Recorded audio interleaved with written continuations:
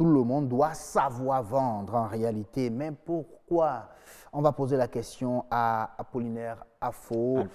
Alphonse Affo, pardon. Il est spécialiste en marketing digital, en développement personnel également. Merci beaucoup d'avoir accepté notre invitation. C'est moi qui vous remercie pour cette nouvelle opportunité. Voilà, on se retrouve autour d'une affirmation.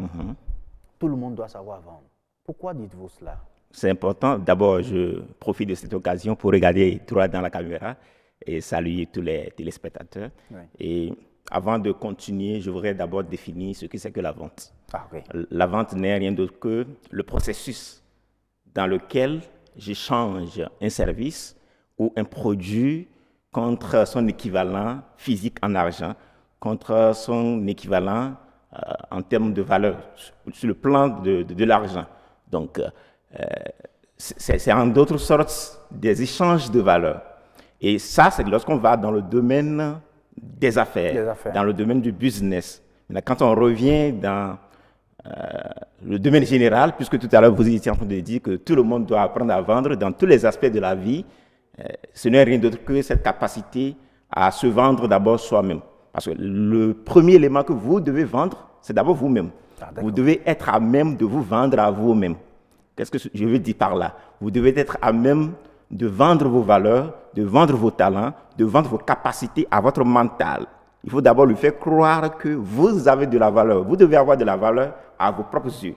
Donc, si vous vous vendez moins cher, les autres ne peuvent que vous acheter moins cher. Donc, la première étape, vendez-vous à vous-même d'abord.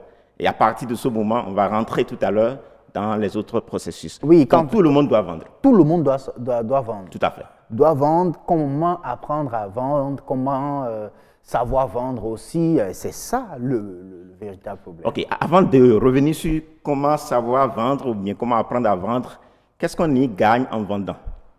C'est très important.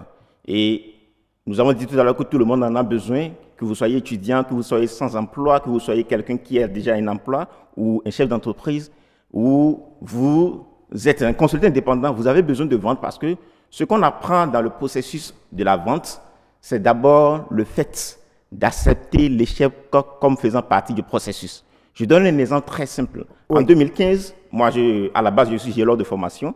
J'ai fait le secteur de l'eau pendant un très bon moment. Donc, en 2015, j'avais envie de faire une transition vers le marketing parce que j'aimais tout ce qui a trait à la vente. Alors, la première étape, je suis allé chercher des livres du développement personnel que je devrais vendre de bureau en bureau. Mais malheureusement, les premières personnes vers qui je suis allé m'ont rejeté. Mais c'est dans ce processus que j'ai appris que pour gagner, pour conclure des marchés, il faut d'abord accepter l'échec comme faisant partie du processus. Beaucoup ne réussissent pas parce que pour eux, l'échec ne fait pas partie du processus. Donc, la vente vous permet d'abord d'accepter l'échec comme faisant partie du processus. L'autre possibilité, si aujourd'hui je suis à même de m'exprimer devant vous, j'ai la possibilité d'animer des conférences devant des milliers de personnes, c'est parce qu'à un moment donné, j'ai appris à communiquer avec autrui. Le fait de vendre, parce que vers la fin, vous êtes à même de transmettre votre service, votre produit à la personne, de prendre de son argent, vous avez appris à communiquer. Et à partir du moment où vous communiquez aisément, à partir du moment où la communication interpersonnelle, vous êtes aisé là-dedans, vous ne pourrez que réussir dans votre vie. Donc voilà ce qu'on gagne d'abord quand on se lance dans le processus de la vente. De la vente. Et donc vendre, en fait, c'est vendre son talent, c'est savoir vendre son talent, c'est ça ce que tout à fait. Ça commence d'abord par là. Vous devez d'abord détecter que vous avez de la valeur à vos propres yeux. Ah oui, il faut détecter ça. Tout à fait. Et vous savez, l'entrepreneuriat n'aura pas de sens ou le business n'aura pas de sens si vous détectez vos talents et vous les transformez en des services ou en des produits et que vous n'êtes pas à même de les vendre. Donc, normalement, le travail du chef d'entreprise, le travail du consultant, la première des choses qu'il doit faire, c'est d'abord d'apprendre à vendre. Mais malheureusement, qu'est-ce que nous constatons dans nos milieux? Les gens ont des boutiques, ils attendent que les clients viennent vers eux. Oui. Tout à l'heure, on va voir quelles sont les étapes que moi je propose, environ 5 étapes pour transformer ce que nous allons appeler tout à l'heure un prospect en client. Mais vous ne pouvez pas rester dans vos coins de mur, dans vos 4 coins de mur pour vendre vos services. Il va falloir que vous ayez à la découverte des autres. Il va falloir que vous fassiez de porte à porte. Il va falloir que vous fassiez de la prospection et après transformer ces prospects-là en des clients ou en argent comptant. Parce qu'un client est susceptible de vous donner de l'argent après. Il y a quelqu'un qui me disait, quand je lui parlais de ce thème, hier seulement, que quelqu'un qui ne sait pas vendre, un homme qui ne sait pas vendre, ne peut pas avoir une femme. Ok, tout à l'heure, on était en train de parler tout à fait. On était en train de parler du fait que c'est important dans tous les aspects de votre vie. Oui. Parce qu'il y a une certaine démarche. Nous allons voir tout à l'heure dans les 5 étapes que je propose. Quand vous voulez aller vers une femme, il y a d'abord ce qu'on appelle la préparation, qui doit être plus ou moins psychologique. Il faut que vous vous dites que je suis à même de la voir avant d'aller vers elle. Et arriver chez elle, il y a ce que nous allons voir tout à l'heure que nous appelons les techniques de communication. Vous devez communiquer du fond de votre cœur pour pouvoir avoir son cœur. Et après cette étape, il faut l'entretenir. Je ne sais pas si vous avez fait l'expérience, si vous avez tendance chaque matin ou bien chaque jour à apprécier votre femme, à l'entretenir sur le plan verbal. Quand elle porte un habit, vous dites que l'habit est très joli, vous l'appréciez, elle a tendance à s'embellir de jour à jour et cela ne fait que votre joie. Donc, je suis d'accord avec ce monsieur qui dit que si vous ne savez pas vendre, vous ne pouvez pas avoir la possibilité de convertir celle que vous désirez en votre femme. En votre femme, en réalité.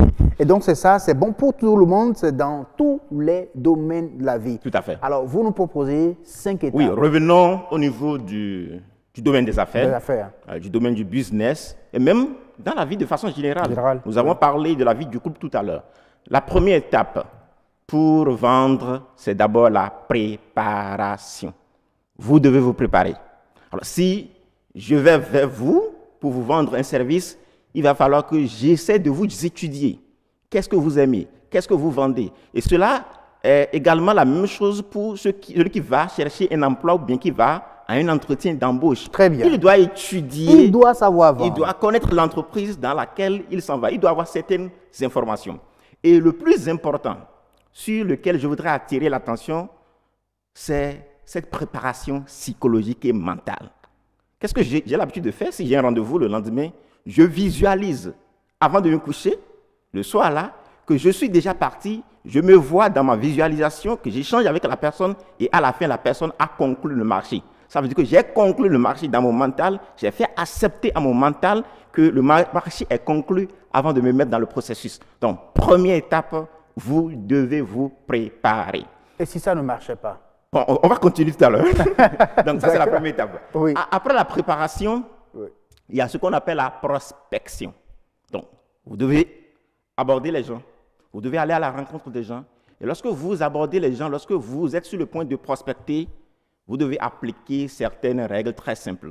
Vous savez, l'individu aime, ou bien l'homme aime qu'on apprécie en lui quelque chose qu'il aime, ou bien quelque chose qui lui tient à cœur. Alors, si la personne, par exemple, cet habit que j'ai mis aujourd'hui, c'est parce que je l'aime que je l'ai mis. Oui. Donc, lorsque vous voulez me prospecter, il va falloir que vous commenciez par apprécier ne serait-ce qu'un aspect sur moi. Cela vous permet d'ouvrir mon cœur, parce que vous allez communiquer à mon cœur. Si vous ne communiquez pas à mon cœur, parce que vous n'allez pas avoir la possibilité de me convertir. Donc, du coup, essayez d'identifier chez vos prospects ce qu'ils ont, comme qu'ils apprécient comme qualité, et toucher du doigt cette qualité pour eux. Et vous allez voir, la personne va s'ouvrir, et là, vous devez faire intervenir les techniques de communication. Le succès dans la vente va dépendre à plus de 90% de votre capacité à communiquer de façon active avec autrui. Et il va falloir que vous croyiez en ce que vous vendez. Malheureusement, beaucoup vendent dans la rue, ils vendent des services, des produits qu'ils n'ont jamais utilisés eux-mêmes. Quand moi je vendais des livres, j'étais obligé de lire les livres avant d'aller les vendre. Et quand quelqu'un est sur le point de me refuser, j'ouvre une certaine page que je lui doite. Voilà ce qui est dit dans le livre. Et aujourd'hui, je suis devenu un accro du développement personnel, un accro à la lecture. Et ça, c'est l'un des aspects que la vente peut vous apporter. Alors, une fois que vous avez le prospect, vous avez ces informations. La personne, vous ne l'avez pas encore convertie. Donc, l'étape qui suit, c'est de faire le suivi. Si vous avez la chance et lors du processus de de la prospection, vous l'avez converti, Oui. vous avez gagné. Mais dans le cas contraire, il va falloir que vous fassiez le suivi. Donc le suivi n'est rien d'autre que si la personne l'on vous refuse. Là, je viens au niveau de la 4e étape. Donc vous devez avoir la possibilité d'aller, pas à l'encontre, mais d'accepter les refus, d'accepter les échecs. Et dites-vous, si vous avez échoué, si la personne n'a pas accepté ce que vous vendez en termes de produits ou de services, ce n'est pas que la personne ne veut pas acheter, mais c'est plutôt vous qui n'êtes pas bien préparé. C'est vous qui n'êtes pas bien allé sur le terrain. Donc, il va falloir que vous trouviez de nouveaux arguments qui vont faire que la personne puisse trouver un intérêt dans ce que vous voulez lui vendre. Oui, c'est comme nous vendons des formations dans le digital marketing, des formations en ligne. Alors, il va falloir que les gens puissent savoir qu'à la fin de cette formation, ils soient à même de commencer par gagner leur vie sur l'Internet. Et à partir du moment où l'homme connaît ce qu'il a à gagner dans ce que vous lui proposez, il ne peut que l'accepter. Et la dernière étape, c'est la conclusion. C'est la conclusion, c'est ça que nous appelons dans le jargon technique la conversion. La conversion du prospect en client.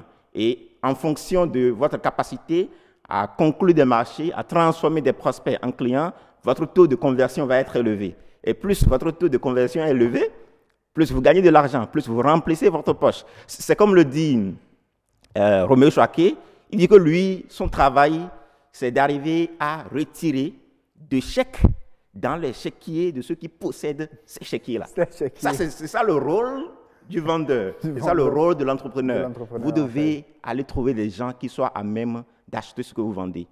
Et ne vendez pas à n'importe qui. Ça, c'est très important. Vous allez voir dans la plupart des contacts que les gens dans leur téléphone, c'est des gens qui sont de leur propre rang. Mais si vous voulez passer à une étape supérieure, si vous voulez avoir plus d'argent, il faut le dire ouvertement, il va falloir que vous côtoyez des gens qui soient au-dessus de vous. Parce que le principe dit que vous êtes la moyenne des 5 personnes que vous côtoyez le plus. Ça veut dire que si vous êtes 10 quelque part et que vous êtes le seul riche, vous finirez par devenir... non, oui, vous êtes 10, il y a 9 pauvres, vous êtes le seul riche, vous finirez par devenir le 10e pauvre. Parce que vous êtes avec des gens qui sont en dessous de vous, qui ne sont pas à même de vous élever. Donc le rôle de l'entrepreneur, du consultant, comme l'a dit Roméo Chouaké, c'est d'être à même d'arracher des chèques dans les chéquiers de ceux qui possèdent ces chèques-là. Donc, ce n'est pas tout le monde qui possède des chéquiers. Non. Voilà. Donc, il faut aller vers, ceux qui ont des chéquiers, si vous voulez vendre. Merci beaucoup à vous d'avoir accepté, en tout cas, de venir sur ce plateau développer ce sujet. Savoir vendre, c'est une affaire de tous. On peut conclure ainsi. Oui, on peut conclure ainsi. C'est moi qui vous remercie. Et en termes de conclusion, c'est toujours bon de travailler sur soi.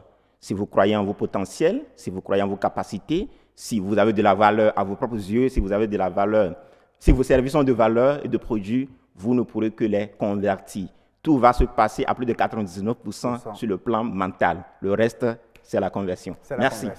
Merci en tout cas pour tous les